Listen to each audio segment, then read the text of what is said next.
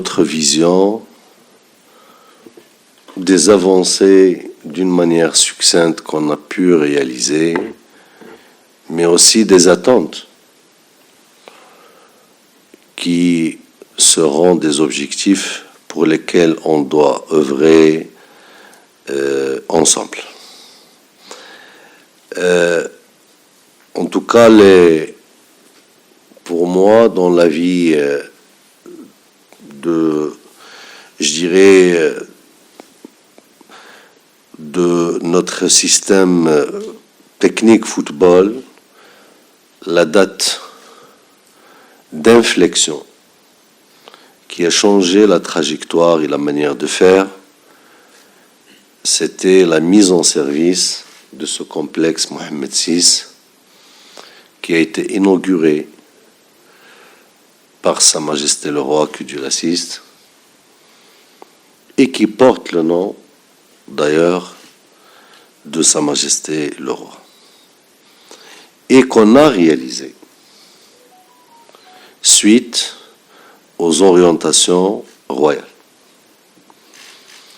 Parce qu'il faut dire qu'avant, quelle que soit la bonne volonté et quelle que soit la technicité ou le niveau de l'encadrement technique, il était très difficile de concrétiser les stratégies, la vision, et puis avoir à la disposition les moyens nécessaires. Aujourd'hui, notre action de développement d'infrastructures, on va dire, il englobe la chaîne de valeur footballistique de bout en bout. Puisque l'État, durant les dernières années, il a mis en place dans tout le territoire national du Royaume, qui, je rappelle, est assez vaste. On fait 2 fois la superficie de l'Hexagone. Et donc, sur ce territoire, l'État il a mis en place ce qu'on appelle les terrains de proximité. Et c'est un espace exceptionnel pour les jeunes, filles, mais surtout garçons, de pratiquer le football le long de la journée et souvent même la nuit, puisque la majorité de ces infrastructures donc, sont équipées en éclairage. Et ce segment déjà, à mon sens, dans le futur, nécessitera une réflexion pour l'englober dans l'enceinte footballistique, parce qu'aujourd'hui, on commence notre travail à partir du club. Et quand on parle au niveau du club, dans les meilleurs cas possibles, ce sont les moins de 15 ans. Et le véritable travail de détection et de recherche du talent, qui nécessite un encadrement et un travail continu, doit englober ce segment. Et avec le ministre de l'Éducation et du Sport marocain, mon ami, collègue, M. Chakib Ben Moussa, moi je suis convaincu d'intégrer ce segment. Je lui ai fait une proposition de projet que vous allez voir si on doit ajuster quelque part ou on doit ajouter quelque chose. Pour moi, ça doit être géré au niveau national avec une logique de mettre les anciens joueurs auxquels on doit donner des formations de courte durée mais intenses qui existent un peu partout dans les villes marocaines. Tout d'abord pour les intégrer socialement dans leur métier qu'ils savent faire et pour leur garantir les conditions de vie correctes et dignes.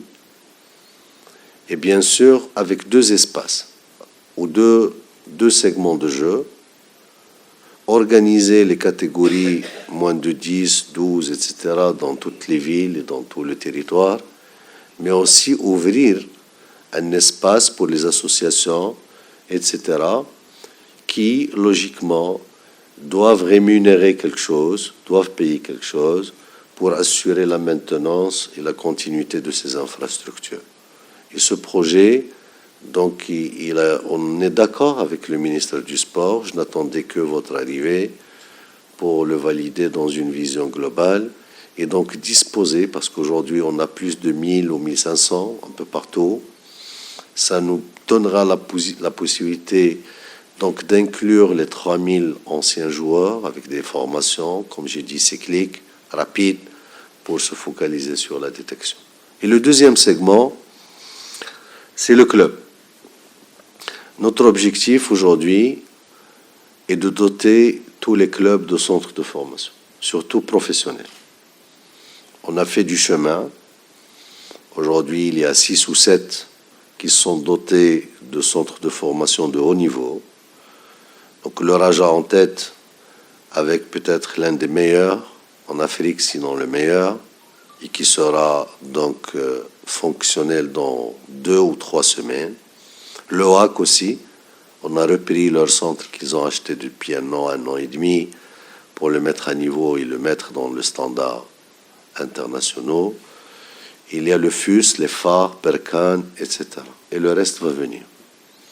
Et là, à mon sens, et pour être honnête, peut-être que je me trompe, c'est le maillon faible. Le maillon faible, tout d'abord parce que les managers ou les présidents de clubs gèrent ces centres en tant qu'activité secondaire. Je comprends. Les présidents, ils sont là, ils sont souvent harcelés, critiqués pour les résultats des clubs première équipe. Et donc, c'est très difficile d'expliquer le travail de fond et de jeunesse. Mais moi, je pense que le travail n'est pas fait parce qu'ils ne savent pas faire. Et là, Monsieur Chris, on aura le temps d'en discuter. Je pense que notre DTN, la Direction technique nationale, doit mettre en place dans l'urgence une cellule bien étoffée en compétences pour l'accompagnement et pour la gestion de ces centres de formation des clubs qui, à mon sens, c'est le véritable vivier donc du football national. Et quand je dis il faut les accompagner, tout d'abord il faut qu'on réfléchisse à des modules bien précis d'entraînement et de travail, et physique et technique et tactique, de nos jeunes un peu partout là où ils sont, si on veut parler d'une identité de jeu.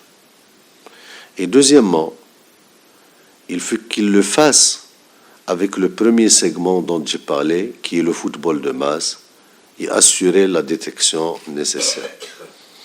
Et pour être franc avec vous, aujourd'hui, on a une organisation technique régionale qui est un peu partout dans les régions. On dispose de 5 ou 6 personnes. Tout un chacun est spécialisé dans un truc. C'est-à-dire aujourd'hui, la DTN, au niveau régional, il compte peut-être 80 personnes chargées du football féminin, du développement du football de masse, de la détection des talents, etc. Et si vous voulez mon sentiment, je ne vois pas trop clair par rapport à ce rendu. Pour être honnête, c'est pas pour critiquer quiconque ou pour dire en tout état de cause c'est ma conviction. Et donc ce segment, il faut l'étoffer, il faut le travailler là-dessus, le régional et au niveau des clubs. il faut les accompagner en module, en organisation institutionnelle, leur proposer des profils et leur proposer des trucs avec un suivi, je dirais pas permanent ou fréquent, continu. Ça doit être c'est-à-dire on doit disposer d'une équipe qui du matin au soir ne s'occupe que des centres des clubs, qu'est-ce qu'ils font, qu'est-ce qu'ils ne font pas, qu'est-ce qu'il faut corriger, là où il faut aller, etc., etc. Et évidemment, je parlais des régions, je pense qu'on a besoin d'injecter un peu plus de compétences.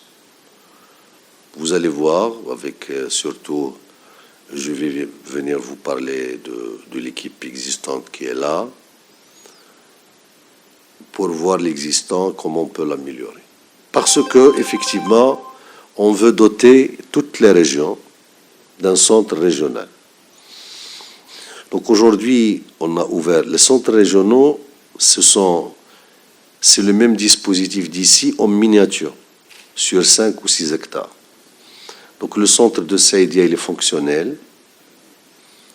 On ouvre en tout cas avant la saison, le centre de Bni Mellal, dans une autre région au centre. On est sur Ben Guerir pour la région de Marrakech et sur l'Ayoun au Sahara, et on continue pour doter les régions de centre. Comme ça, notre logique de développement, et c'est ce que j'ai exposé aux experts de la FIFA quand ils étaient là, parce que souvent, je parle un peu football, peu de la politique du football. Donc on commence au niveau du football de masse. Les meilleurs sont détectés et ramenés dans les clubs pour introduire ou les introduire dans le tunnel professionnel. Et quand je dis le tunnel professionnel, il faut mettre les bonnes personnes, les bons profils à la meilleure place. Et par rapport à cela, je peux vous assurer que tout est bon, sauf massacrer des générations de jeunes. Et par la suite, logiquement, tous ces clubs doivent donner lieu à une élite régionale féminine et masculine, à tous les âges, et la crème de toutes ces régions doit être ici, dans ce centre d'excellence, en formant les différentes équipes nationales du U13 ou du U12, et ça c'est un problème sur lequel je vais revenir, jusqu'au senior. Maintenant, je pense que les priorités, donc ça c'est ça, il faut réduire un peu l'âge. On travaille maintenant à moins de 15 ans, je pense qu'il faut baisser. Moi, Arsène Wenger m'a convaincu que la détection se fait en tout état de cause entre 10 à 11 ans. Et je m'intéresse à ça parce que peut-être je changerai de vocation et être à votre place, monsieur Chris. Donc, réviser un peu l'âge à la baisse. Tout cela, au niveau central ici, vous avez des personnes exceptionnelles que personnellement j'adore. La preuve, je joue avec eux pratiquement 2 ou 3 fois par semaine au football. Donc il y a M. Fethi Jamal, je ne sais pas ce qu'il est là. En tout cas, il y a Fethi Jamal. ما كاينينش الإخوان هنا. غادي تشوفهم après. Très bien. Après, donc, vous allez les voir. Il y a M. Houssine Ammouta, donc, qui se charge d'un segment équipe locale U23. En tout cas, il y a un segment football féminin. En tête, il y a Reynolds, Pedros, et tout le reste. Il y a un segment football salle. En tête, il y a Dgig, Hicham. Et ce segment, il est exemplaire. D'ailleurs, pareil pour le football féminin. Il y a un segment football masculin, donc il y a Mouta qui s'occupe d'un segment. L'équipe de moins de 20 ans, elle est en Arabie Saoudite en ce moment. C'est Wahbi qui était en Belgique, sûrement vous le connaissez. Et puis, il y a le segment du football diversifié avec l'équipe nationale de beach soccer. Et en horizontal, il y a tout ce qui est performance, donc la préparation physique, l'analyse vidéo. Vous connaissez Moussa, je l'ai vu avec vous, il est là. Lui aussi, il était en Belgique, vous le connaissez parfaitement. Il y a pas mal qui sont passés par la Belgique, donc c'est bien. Et il y a Harrison, etc. Donc il y a ce segment. Et le plus important, c'est que toutes ces compétences, donc ils résident ici, ils travaillent ici ensemble, et tout le monde se rencontre, se croise. Donc vous aurez c'est-à-dire c'est un espace tout en étant sur 30 hectares, mais il est fermé pour échanger et créer les espaces de discussion. Et, évidemment, comme j'ai dit, vous avez l'organisation régionale qu'il faut revoir. Et, bien sûr, pour faire mieux et faire plus efficace, donc à partir du 1er septembre, Inch'Allah, ou du début de septembre, donc la fédération et les ligues seront aussi logées au nouveau siège qui est au stade de la finalisation. À mon sens, ce sont les missions ou les défis, bien sûr, qui nous attendent. Vous connaissez un peu la belle dynamique que connaît le football marocain. On veut l'inscrire dans la durabilité et la pérennité et dans le professionnalisme total. On ne veut pas vivre ou savourer les accidents de parcours. On veut aller d'une manière professionnelle, sereine, vers la pérennité, la structuration, etc. Et je pense, et vous aurez l'occasion, Inch'Allah, de visiter les autres régions du Maroc. C'est pas parce que je suis marocain, c'est un beau pays. Les infrastructures sont bonnes. À ce rythme d'avancée, dans peu de temps, on n'aura rien à envier aux grandes nations de football. Et je pense que le talent y est. D'ailleurs, on a commencé depuis peu de temps le travail sur le segment féminin. Aujourd'hui, on a déjà 2 équipes nationales qui vont partir en Coupe du Monde. Les moins de 17 ans et les seniors. On est une société jeune, passionnée du football. Le public marocain, que ce soit au niveau des clubs ou des équipes nationales, il est magnifique. C'est un public exceptionnel. Si aujourd'hui je dois citer les atouts, en tête je mettrai le public marocain. Tout le monde était agréablement surpris à l'occasion de la finale de la Coupe d'Afrique féminine. Il y avait 60 000 au stade et il y avait 20 000 devant les portes et qu'on a supplié pour qu'ils rentrent chez eux et voir le match à la télé. C'était quelque chose d'exceptionnel. Le public des clubs, il est exceptionnel. Sûrement, vous avez entendu d'un public casablancais et que pour la Raja et le HAC, c'est vraiment quelque chose d'exceptionnel. Tout le monde aime le football, tout le monde est passionné. Et le plus important, c'est que le savoir en football, les Marocains le connaissent. Pour toutes ces missions et pour toutes ces attentes, on sera avec vous, à votre disposition pour vous faciliter la tâche et pour tous ces objectifs. Mesdames et messieurs, on a l'honneur de vous présenter M. Chris Van Poeveld, c'est ça la prononciation, en tant que directeur technique national. Voilà.